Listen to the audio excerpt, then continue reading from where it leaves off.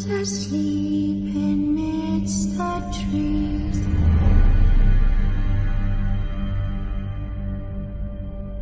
Bats all are swaying in the breeze. But one so light anxious, wide awake, fearing all manner of ghouls, hags and wraiths. For your dolly Polly sleep has flown, don't dare let her tremble alone. For the witcher, heartless cold, paid in coin of gold. He comes, he'll go, leave naught behind but heartache and woe. Deep, deep woe.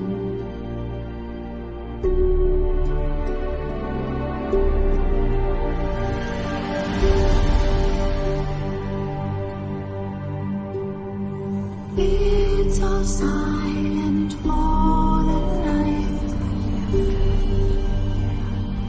Hours turned in as daylight dies. But when so light anxious, wide awake, fearing all manner of ghouls, hags and wraiths, my dear Dolly Polly. Hi everyone, and welcome to our Monday evening's live discussion. I hope you're all well. I hope you've all had a really good weekend. So we're bringing this to you from the Haunted Antiques Paranormal Research Centre in Hinckley, Did you Leicester. forget then? And we are sponsored. I had to think where I was then for a minute. And we are sponsored by Sims Vintage Antiques in Wootton Warren near Stratford. So a big, big welcome to everyone. I hope you're all, I hope you're all sort of getting over this lockdown thing and sort of managing as best you can. So hopefully tonight we can bring a little bit of light and perhaps a little bit of laughter to your evening. So tonight we're going to be discussing the weather and the paranormal. And this is something that I've often thought about when we've been up at the centre and the weather's been bad. And so we're going to be putting it out there for your thoughts, your ideas, your opinions and your experiences as well. So if you've experienced anything which you think may be weather related, then we're interested to hear it. Aren't we, Neil? We are, yes. Obviously, I've not done any research for this. Jane has, though, because she's a good girl.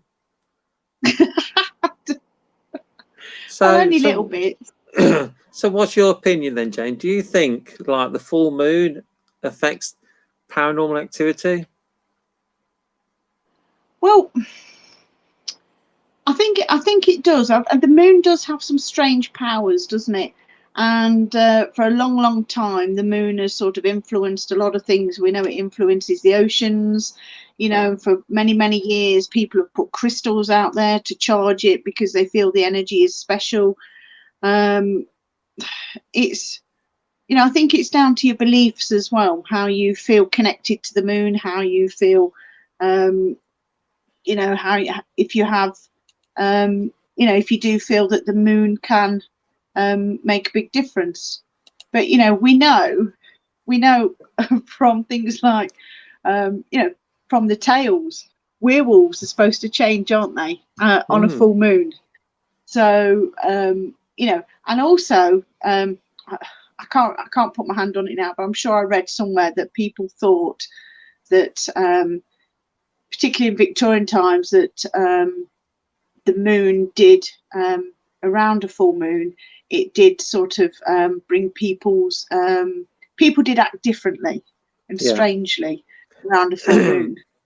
Well, that's where the story of the werewolf came from, isn't it? Yeah. People acted differently, and not to that extent. I don't think we do, but I actually think the moon does make a difference. Whether, but we have noticed. I think Amy made a comment. Every time she's been out investigating, when it's been a full moon, she's had less activity than normal. But Yeah, don't know. I mean, it's interesting, isn't it? People's different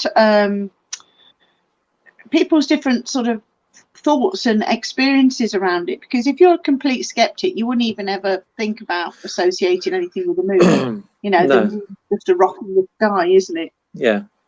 Let's put some comments up. My mate Bloss, she knows me so well. This is why Jane gets paid the mega bucks. This is why it pays me the big bucks. And this is why I get all this holiday. Yeah. There's not many people would give the staff a year's holiday, nearly a year holiday. And it was lovely to. Me and Julie went to see Bloss yesterday, delivering some goods that she's bought, and it was lovely to see yesterday, Bloss.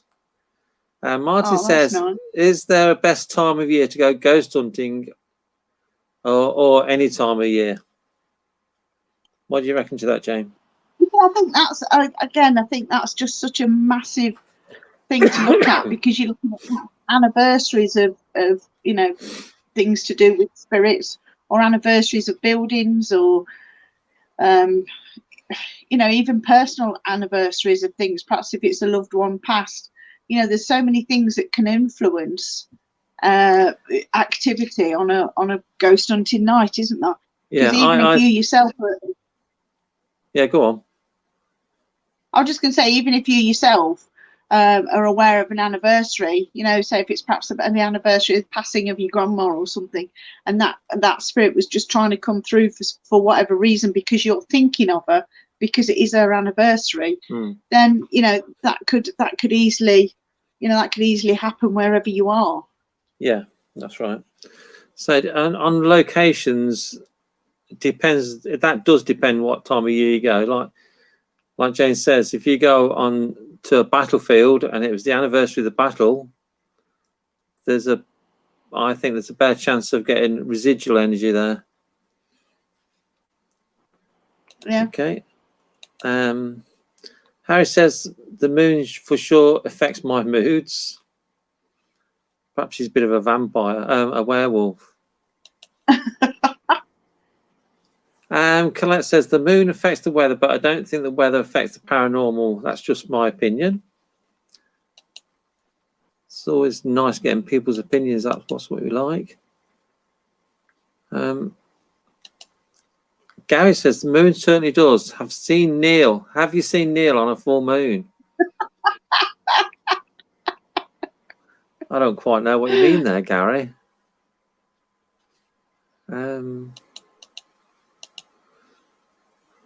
John says, isn't that where the word lunacy comes from, the influence of the moon?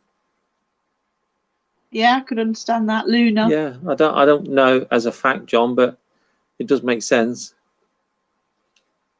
Bloss says you can have next year off, Jane. Thanks, Bloss. I'm going to put in my holiday form when I get back. No holiday forms next year. Sarah says, liking the Christmassy background tonight, Jane. Oh, thank you. I finally managed to get me Christmas things up. So tell us your opinions on this. Does the weather affect paranormal? One says, I enjoy autumn, winter more. The atmosphere seems stronger to me, but it's difficult to know when it's real. It seems to heighten my senses more. Yeah, you see, I think when the autumn and winter comes in and you've got your leaves and everything, I feel that the fae activity is more around the autumn time. Yeah, why is that? No, you don't know why. I don't know. I just whether it's just because of how Mother Nature is at the time. Things are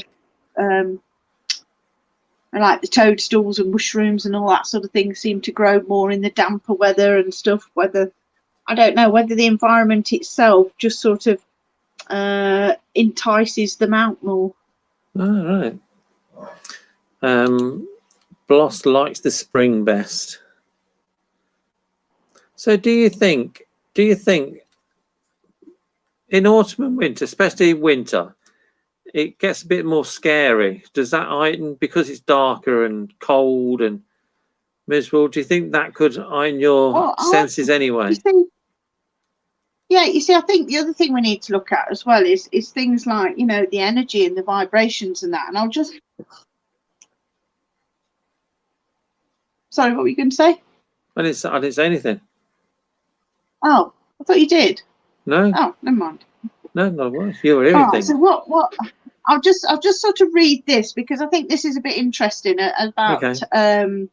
about the way we sort of think about things. Now, when there's lightning, there's there are electrical fields, and they become even stronger. And it's the strong negative charge in the clouds that attracts the positive charge on the ground. And when these positive charges move up to the tallest point, like trees, telegraph poles, that sort of thing, and then it's that when we get the lightning strike that we know it. And in that fraction of a second, the lightning heats the air around to temperatures as hot as 54,000 Fahrenheit, which is 30,000 Celsius. And that's 5 times hotter than the sun. So the heated air expands explosively, creating a shockwave as the surrounding air is rapidly compressed. The air then contracts rapidly as it cools. This creates the initial crack sound, followed by rumbles as the column of air continues to vibrate. Mm-hmm. And thinking of it as on an energy level and sort of vibrations, with energy, with spirit sort of being energy, and as with us working with vibrations as well, I'd like to hear other people's opinions as to whether they feel that whether this can be linked. Can we get more activity because of when there's thunder and lightning? Because of the amount of energy that's in the air and the vibrations as well, or is it a case that the energy is far too much and the vibrations are too strong that spirit probably wouldn't come through and do anything? Yeah, working on the theory that that they need to use our energy, the spirits. If they've got all that electrical energy, they should be glowing, shouldn't they? Yeah. I mean, when you see lots of horror movies and stuff, there's always a thunder and lightning thing, isn't there, in the middle of the night, Yeah. and lightning cracking and everything else. You know, does that sort of amplify, you know, our fear factor as well? You know, just from things like that. So, you know, that's one of the sort of things I think is quite interesting. But also rain as well. I mean, rain is one of the last sort of unexploited energy sources. And when it rains, billions of litres of water can fall with enormous, you know, electrical potential. So rainwater can conduct electricity and energy. But also raindrops, when it rains, can cause lots and lots of vibrations. Because I've seen TV shows and they said it's because they're near running water that brings out more activity. So if it's raining, that's running water. Yeah. So if it's thundering and lightning and it's raining at the same time, that should just be perfect time to go investigating, shouldn't it? Yeah. You know, could that be a time when it is most, you know, when you've got most energy and vibrations sort of going off all over the place? So, you know, is that a potential to have much more activity if the weather is giving off the energy and the vibrations as well? But do you think, as a medium, do you think the spirits need our energy to do things? Not really. You know, you hear it said a lot of the time, take my energy, use my energy. I feel that your energy is your energy, you know, and once you have depleted it, that's, you know, as in you know, if a spirit comes through, I do believe that different spirits have different levels of energy and different levels of power. But once they've sort of spent their energy as such, then I'm not entirely convinced that they can recharge their energy from someone. But you know, I may be wrong. But one of the most interesting things that I saw, and you have actually got it on film, when we went to Wigston House, one of the locked off cameras, because at the time you used to, you know, say to us, if you've got time, have a look at the footage. Yeah. And some of the footage I did view, the locked off cameras, and you actually see a really bright orb. It comes down through the ceiling, it comes down and it sort of wiggles around a bit and it goes down by the floor, and then it comes up to the light and it sits at the light and it hovers there for quite a while, and then it goes back up to the ceiling. And my thoughts at the time was that that spirit is recharging itself off that light. All right. It's interesting. A couple more comments. Colette says, I don't like winter. It's a bit depressing. Don't like going to work in the dark and coming home in the dark. I like the light nights, spring and summer. It gives you a good positive vibe. I like a good thunderstorm in the summer. Yeah, lightning is nice to watch, isn't it? When it's a long way away. Yeah. Yeah. And Bloss says, always on edge before a thunderstorm, but love to watch them. And Von says, I love all the seasons, but I don't feel autumn, winter are depressing. I look forward to them. Yeah. See, I don't particularly have a favourite season. I love all the seasons for all different reasons. You know, and I absolutely love the winter. I can't wait till it snows. I can't wait to, you know, I really love, you know, this, the weather when it's really, really bad. I'm one of these strange people that love sitting in a little caravan in a thunder and lightning storm. When it's torrential rain. I always thought you were a bit weird, but that's now convinced me. And now you know. Okay, Sarah says, when the restrictions were lifted from the first lockdown, I did an investigation in a local graveyard. Whilst there was a thunderstorm coming in. I feel that as the storm got closer, the energy changed. Suddenly, we started getting responses to our questions.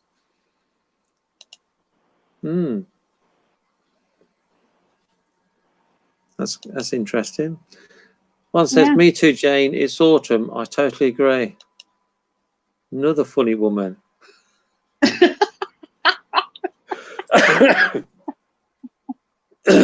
So Sarah's mentioning graveyard there.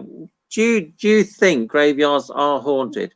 Because people say they are. Some people say they're not. What's your Well, I think again it's opinion? one of those things where you may occasionally get a spirit in there, but when really graveyards are just to lay people's bodies in, aren't they? You know, your spirit's left your body. What happens to the body afterwards, or your vessel, if you like, is really, you know, you're not going to hang around your own body for all eternity in a graveyard. You're going to be going off to your favourite places, haunting your favourite houses, going back to see your family, being a spirit guide to somebody. You know, the work that still goes on after, you know, you leave your body. And in my experience and working with spirit, it's quite rare that you will actually find a spirit in a graveyard, because they're not all there with their bodies.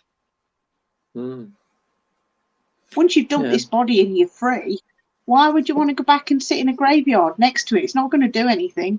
No. Unless I mean, the only thing I could possibly think, the only reason I would probably, I mean, what's just sort of sprung to mind is people who have been buried alive, and they perhaps had such a traumatic death, being, you know, buried alive, that they never managed to sort of depart in a nice way, and probably because they feel tormented or trapped or whatever. I'd never thought about that one. Because in the Victorian times, they did sort of bury quite a few people alive, didn't they? Yeah, I hadn't actually thought about that one. I bet there's thousands then like that, isn't there? Yeah. So, I mean, that's the only thing. But I suppose investigating these places is the only way to find out. But I mean, we went to that. You know, we went to the graveyard, didn't we? Yeah. We went to in Higham.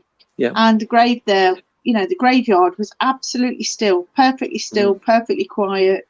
You know, the activity was in the other side, but we expected that anyway. Yeah. Yeah. But you were on a quest anyway to find the apparition that you'd seen as a young boy. That's right. That was one of my favourite all-time nights in the paranormal. It really was. That was a good night.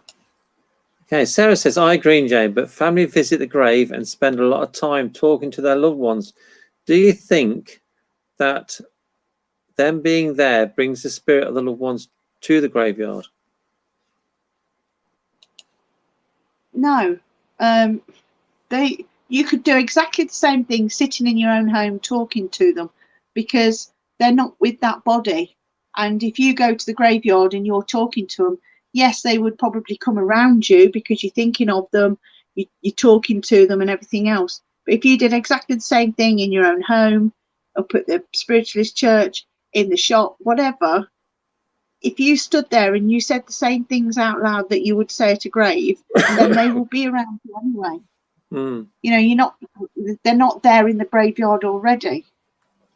They will be around you wherever you are. Yeah, they come to you, don't they? Yes. Okay, Gary said, my dad worked in a graveyard, always said you do see some strange stuff, plus seen an old man sitting on a bench years ago, then turn around, he'd vanished. That was Ashby Road. Yeah.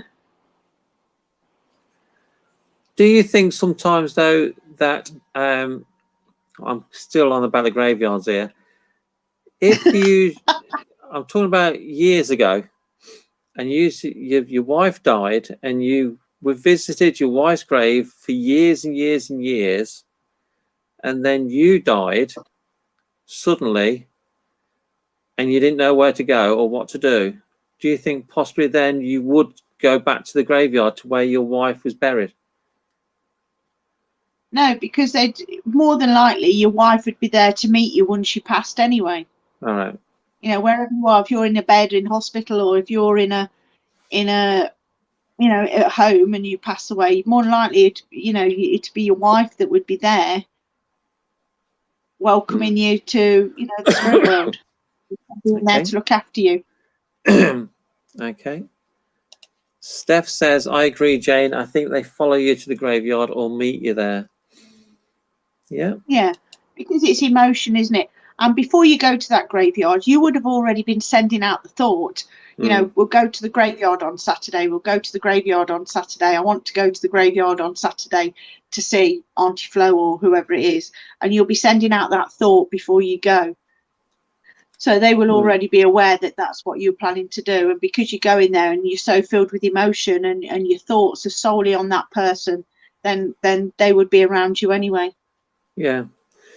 Now, I'm going to change the subject a little bit because we always do, don't we? We do. On Friday, we were interviewed on the Demonology podcast, weren't we? Well, you came in on the end. Well, you were. I was on it for about 10 minutes. He couldn't get you on, could he? I don't know what happened there. It all sort of went wrong, but never mind. I think the guy was getting a little bit confused about the items at the centre and the energy. He kept on about the energy being residual energy. And I kept saying, no, it's not residual because we can communicate with the energy. What's your thoughts? I think with the centre, because the centre's so unique and there's a lot of things that happen there that don't really happen anywhere else, then you really have to go to the centre to sort of understand really what it's all about. But you know, if you can communicate, I get the stone tape theory where, like, things are sort of trapped in the stone, and you know these images are released.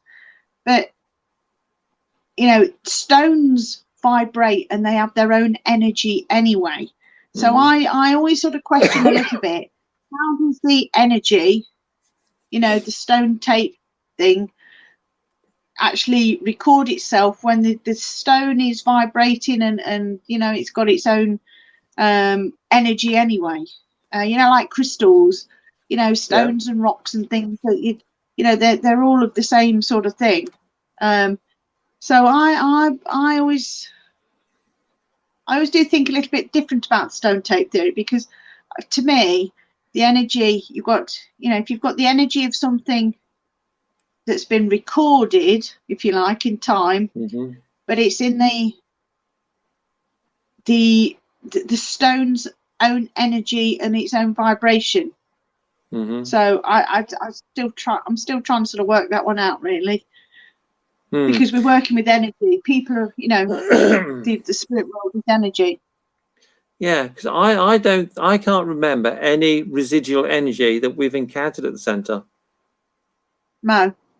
It's all everybody that we've come in contact with or you've sensed, we've been able to communicate with, and you've been able to communicate with, haven't you? Yeah. And they've managed to show us things, you know, images and things which we've drawn. You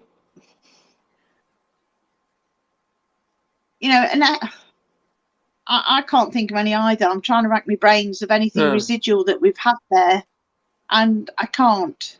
But I don't think the centre is a place really for residual energy. Yeah. No, even the spirits that are connected to the building before we got there, we've still had communication with them, haven't we? Yes. And we've had really good communication with them. Yeah, I'm going to change the subject a bit. I'm going to give you a laugh now, because every year I do my mum a calendar for Christmas, right? I've got the old pictures here, so I thought I'm going to have a look at this picture. Yeah. Who is that? Who is that gorgeous little baby there? Is that you? That one there. Oh. Sorry. Bit cheeky. Oh, she's going to love that. I just really cheer her up. I just thought I'd lighten the mood up a bit.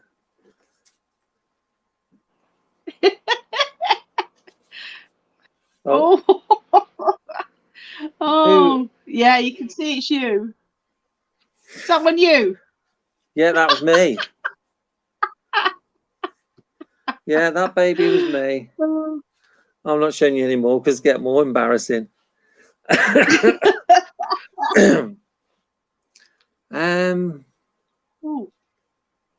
So any more comments? Oh, well, Jackie, this is from Jackie.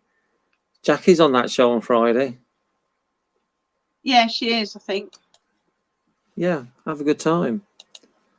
Yeah, I do like the show. I do watch it most weeks because it just, I do think it's you know, it's quite entertaining, and some of the topics they talk about is quite interesting. Bloss says when he had hair.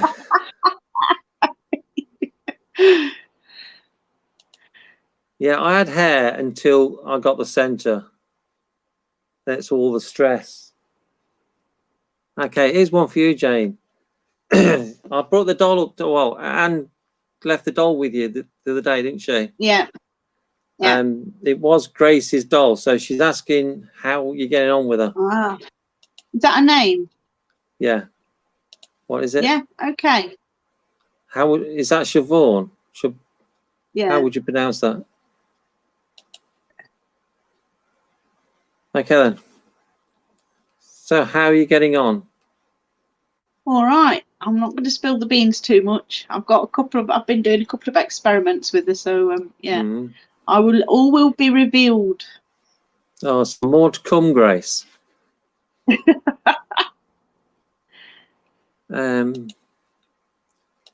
got no more comments. Anything else you want to say, Jane? Otherwise, I'm going to have to put more pictures up.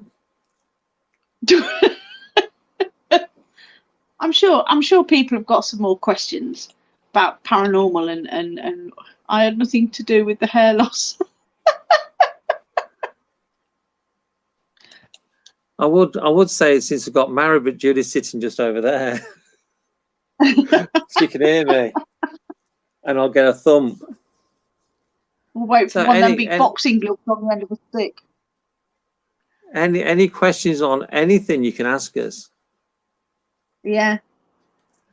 So I do think it's really quite an interesting subject, the weather, because I think, you know, it can make a difference. I like how it feels, the air feels sort of charged, and the only time I suppose it's not, well, I suppose it's not fun is when it's piddling down with rain and we're outside, but even then that don't bother me, because I always, you know, if you got a good coat, no such thing as bad weather, just bad clothing. Okay. Here's a comment for Julie. Julie? Yeah. Bloss says the stick's ready. She's laughing. Actually, Bloss didn't have the stick the other day. I was safe. Sarah says, so why do you think during the first lockdown the energy levels appeared to change and people were experiencing more spiritual happenings than normal? Well, I think there's several things for that. I think one thing, people were feeling a lot more anxious and worried. They were put in a situation where they've never been in before. You know, it's unprecedented in all our times, really, this sort of lockdown thing. None of us have ever experienced it before. So I think people's anxiety and people worrying and stressing and you know, about work, about money, about all sorts of things, not seeing family. And I do think that people, you know, spirit were coming around people more to help them get through it. And on the other side of it, people were spending much more time in home, or were spending all their time in home. Yeah. And so they were sitting quieter. They were perhaps listening to the building, noticing things happening. Whereas before, you know, your busy life, getting up, getting the kids ready, getting them out to school, going to work, and everything else like that, and your life is so rushed, you don't really see what's going on around you, even in your own home. And I think because people were in home more, they were noticing a lot more things. You know, things had moved, the atmosphere changing, the weird things going on that they just perhaps couldn't explain. So I think there's you know, a couple of reasons for it. Yeah, I can remember when we first went back to the centre after all them months away. It did feel different there. Do you think the spirits knew what was going on? They knew. Do you think they were missing us?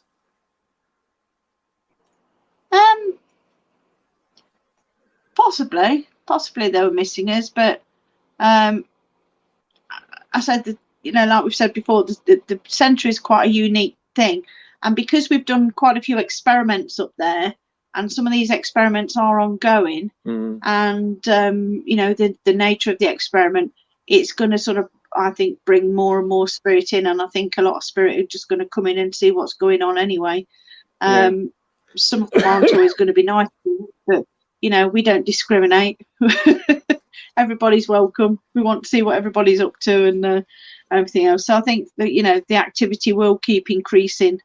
I think, you know, have you noticed in this last 4-week lockdown any difference between going in the, you know, you're only going in there at the weekends, aren't you? We're only going for the members' live feeds. That's all we're doing. The war room has changed completely since the show come anyway.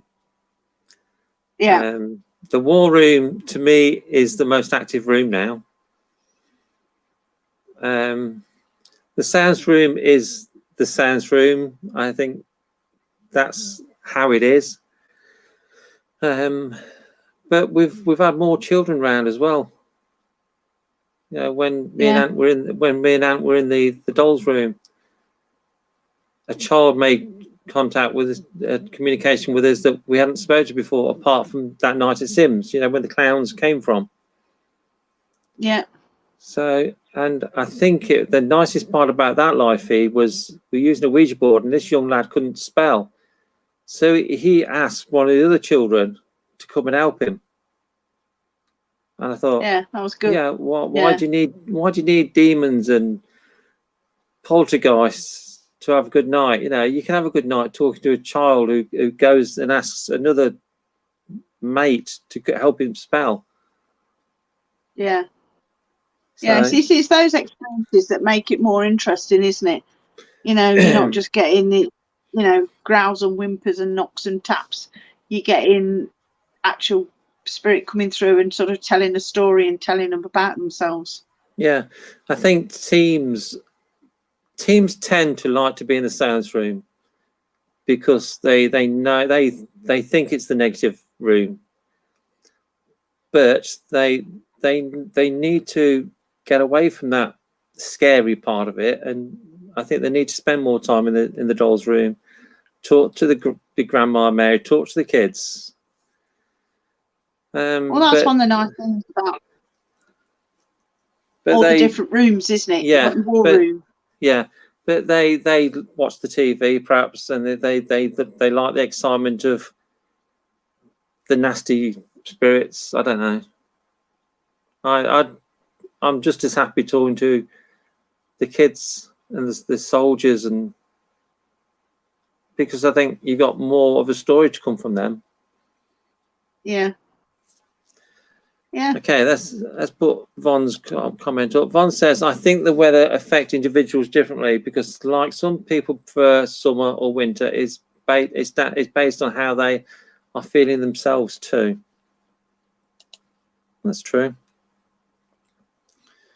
So it is exciting when it's lightning though and thundering, isn't it? It does. I think so. I love it. Build you up, doesn't it? Yeah. I think it's more exciting. I think your senses are more heightened when it's thundering and lightning. So we don't get that many thunder and lightning storms around here, do we? No, we don't. Few more comments. Bloss says, think Jess has Benji's gift. She pointed to something and said, Teddy. She never knew her. And she shocked Vic. That's interesting. Bon says, last night we went for an investigation, which was so enjoyable. Not much activity, but there was so much noise around footsteps, animals, what appeared to look like people, black shadows, faces in the mist. It was the atmosphere with the mist, the darkness. It was beautiful. Viewers said they thoroughly enjoyed it. Yeah. Yeah, that's true. You know, if you're outside and it's foggy, it's exciting, isn't it? Because you're straining to try and see things in the mist. Yeah, but again, the fog and mist and that's made up of water particles anyway, isn't it? Yeah. So is the fog and the mist a good conductor? Yeah. For energy.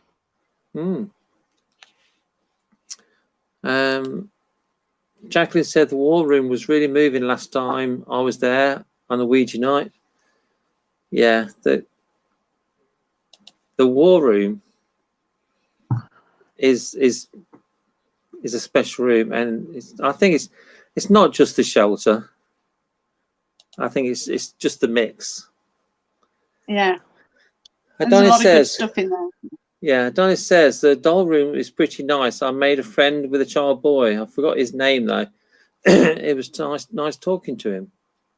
Yeah.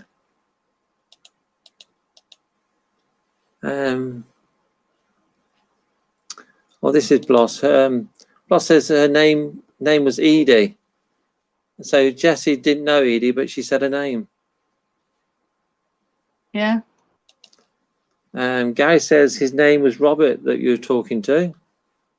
Donnie. We've got a couple of Roberts, haven't we? Yeah. Sarah says, when the war room was your old tea room, it wasn't so active as it is now. So do you think it's the objects that you've brought spirit into that room now, or the continuous contact through the Ouija board, etc.? Let's get your thoughts Sarah, on that, Jane. to me, it's always been a very active room. Just because we had it in the tea room used to act as a base room, so people didn't really used to investigate it. So they didn't used to really spend a lot of time in there. And when people were in there, you know, people just generally chatting and everything else. But when we investigated the room and when we've done investigations of our own, that room is really quite active. And there are quite a few spirits in there that are not of, you know, I still keep them, even though it's the war room, not everything in the war room is related to the war. So these other spirits are still in there. Which makes it a good you know, mixed bag of everything. But the tea room to me has always been really active. Yes, it has. And I remember many nights I sat in the tea room when teams were investigating. You could hear and feel footsteps going across from the entrance door towards the doll room door. You could almost feel someone was walking across. Yeah, and that picture of the little ET, that was taken in the tea room. Originally, that photo, because we were doing a live feed at the time, the REM pod was on the table by the Christmas tree. And somebody asked where the REM pod was or something, because it kept going off. And that picture was taken of the REM pod, really. And it was only by chance that we saw little ET in the glass there. So that was taken in the tea room, wasn't it? And when we used to do a lot of live feeds in the tea room, and the amount of energy and, like Neil said, footsteps and things that we sensed, we did all the work with a black box in the tea room.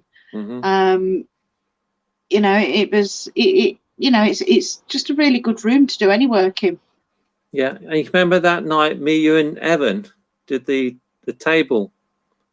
The table tipping. They're going crazy. And that was the first room where we actually found one of the creatures as well. That was the room where we found the first creature. In that room as well. Von says, good point, Jane. That's about the fog. Never thought of that.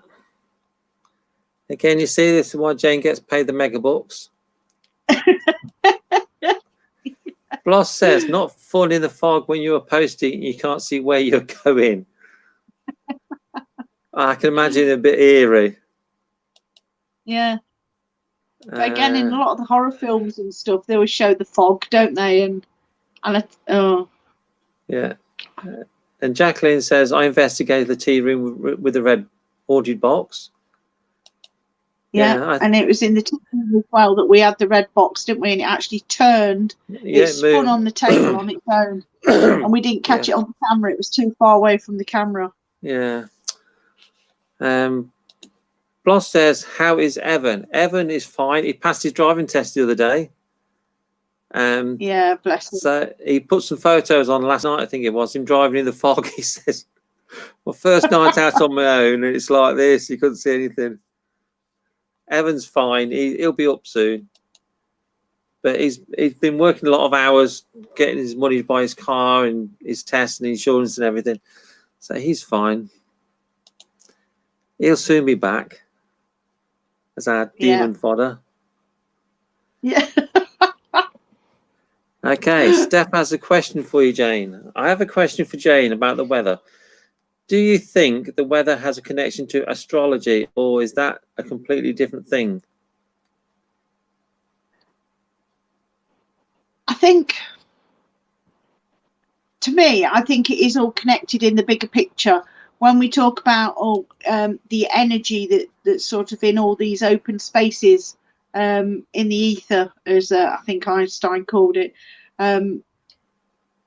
this energy that's all around us and this connection and everything else, you know, you have got, there's a massive, to me, everything is connected, and you can see some of the pictures even online of different photographs that they've took in the universe of how all the planets are connected and how they're all connected with energy. And I do believe that we're all connected. So I think that when you say about astronomy, you know, all the stars all our planets, even as we're all connected in this big melting pot of energy. So I do think on the bigger picture, we are all connected. Well, that's all the paranormal, isn't it? Everything is connected, Yeah. even UFOs and cryptids, ghosts. It's all one thing. It's a Yeah. big thing. Yeah. And even, it's not a new concept either, because in Indra's web or Indra's net was spoken about, 3,500 years ago, in the, and that was talking about how everything's connected.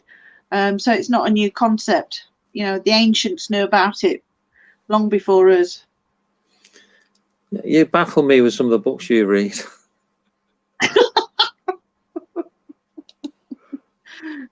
Martin says, cannot wait till you're open. He's going to be the first in line to visit.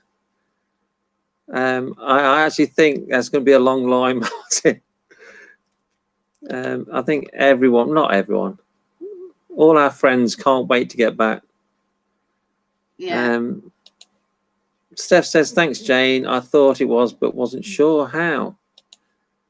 Okay, then, Jane, when you get back to the centre, what's the first thing you're going to do? What's the first thing I'm going to do? Yeah. As in what, investigation-wise, or? Yeah, investigation-wise. I will probably. I will probably take some time.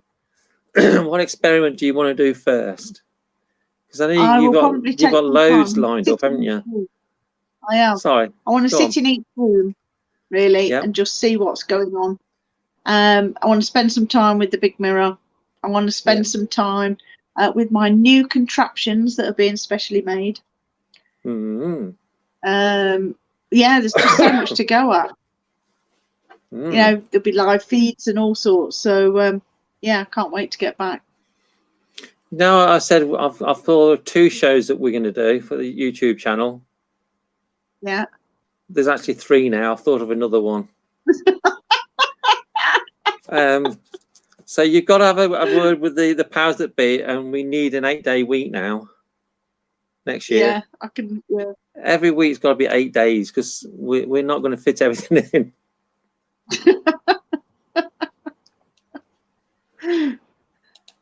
Right. Gary says, I need a fix. I'm getting fed up watching it on TV. I need the centre. Yeah. Yeah, I'm quite lucky. I still get up there. Donis says to his dad, he's the same. He wants to get back up there.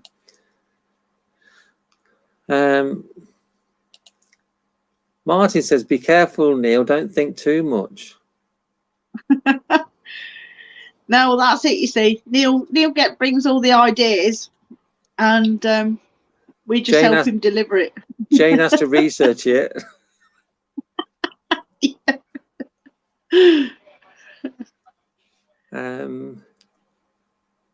Yeah, I think they're all missing the centre. So, anything else to say, Jane? There's no more comments. What weather-wise? Yeah, let's get back to the subject. I was just thinking actually about, in the summertime when we get sort of the long, dry nights, and there's when it's been warm with the sun and that, do people feel that they can just, they still get as much activity as such, in when they go to venues and it's still light at like 10 o'clock, 10:30 at night? Do they feel that, it's not quite working as it should do because it's still daylight, or do people feel that, it doesn't make a difference? I'm just always interested in what, other people's thoughts on things like that. I've been actually watching the first series of Most Haunted on Amazon Prime, All right. And at least one of the episodes, they says, why do people investigate at night? I can't remember watching this on Most Haunted before. And it says, because there's more activity at night. No, you see, I wouldn't necessarily agree with that. But you know, my thoughts are that, you know, most people will do ghost hunts and events and things at night time, because obviously it's when people are available. But at night time, it brings that fear factor in, doesn't it?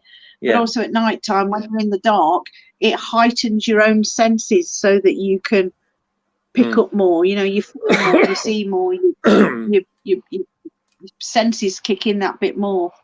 But I mean, we know at the centre that it doesn't make any difference whether it's night or day. No, we have people come like Gary and Steph and Anne and Gail come up on a Saturday in the daytime, and they have loads of activity when they go off, don't they? Yeah. So I mean, we've had lots of activity at 10 o'clock in the morning on a Saturday. Yeah. It doesn't really matter. There's no time in the spirit world. They don't know whether it's night or day. They don't particularly care. Yeah. There's Gary's comment. Oh, Steph's comment. Steph says, Jane, Gary just wants to eat the biscuits. I think that's about your nights, isn't it? Yeah. The meditation nights. We'll have to. That'll have to be under review in the new year and see what we can sort out. One says, I'm just stroppy in the summer, too warm and midges. Yeah. Yeah. So, no more comments. Oh, here's one. Cool. Ablos. I used to love walking around the fields in the dark, just me and a dog. Yeah. Why does that not surprise me, Bloss?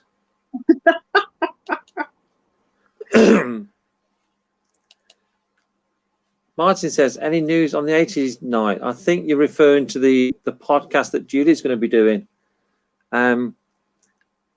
Everything's ready in the studio. So next year, I think January, the shows will start being done. I'm hoping Jane and my podcast show will start in January. We've got lots of ideas for that one. So Julie will be doing an 80s show. Yeah, so looking forward to that one. Any requests for the 80s music, send them to Julie and she will play them. I've got a list as long as me arm. List is, I think you're going to be popular, Julie. So send your requests in now.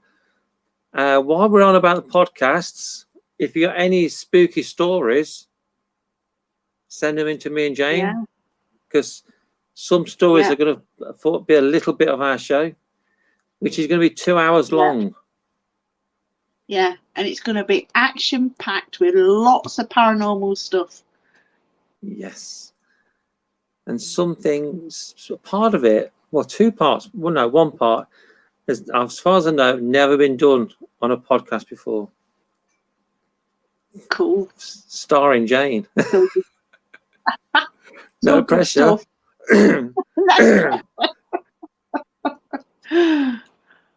Gary says, Jane, is it possible to astral project in a dream when asleep by accident? Unfortunately, I can't remember it, but I know I went into space. Yeah, quite possibly. Why does that not surprise me with you, Gary? And I remember when you did the meditation nights, Gary used to go everywhere. He did. Yeah. Guided meditation, and we just sort of do the usual bit, walking through the woods, meeting your spirit guide. And Gary didn't do none of that. He was just sort of lapping the building and meeting demons and monsters and all sorts. But it was always worth an extra biscuit. He said, I did. Well, that's one of the things about the centre, because once you open up, you know, a lot of people, particularly when we were doing the circles, the development, and you know, people would be connecting with energies of the building, and that was really good. Could that be dangerous though, doing an open circle in somewhere like the centre, which has got nice spirit, but it's got some bad ones? Is there any danger in that? No, because they're going to be. I don't think there's any danger. I mean, how are you going to get people to learn and to sort of recognize these things or manage these things and work with spirit, good and bad, if they're never going to, you know, if you're always going to shield people from what's really in the paranormal? Mm. So really, it's perfect place, isn't it? It is. It is if you want to do that sort of line of work.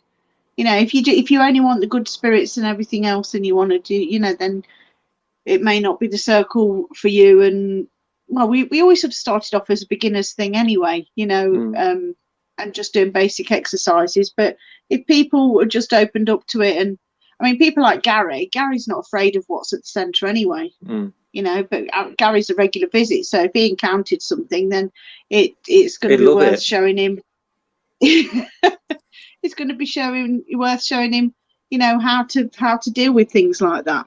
So, we had a good little regular group, and I sort of knew everybody, and plus the fact that because I'm there anyway, and I'm also connected, I can see and see if there's anything coming around anybody that's that shouldn't be there, so I can always get them to back off before they even do anything. That's good. Jackie says, I've done a circle at Tutbury Castle. I bet that was a good one. Nice. Yeah. And Gary says, I even went to America, stood next to Abraham Lincoln's statue. Yeah, cool. And then Martin says, another one for you, Jane. Martin says, when you visit these places, could you bring a spirit home with you? I think it depends really. If you're do you mean sitting in circle or astral projecting? I'm not quite sure what that's referring to. I think it's going to a haunted location. Oh, possibly. It has been done.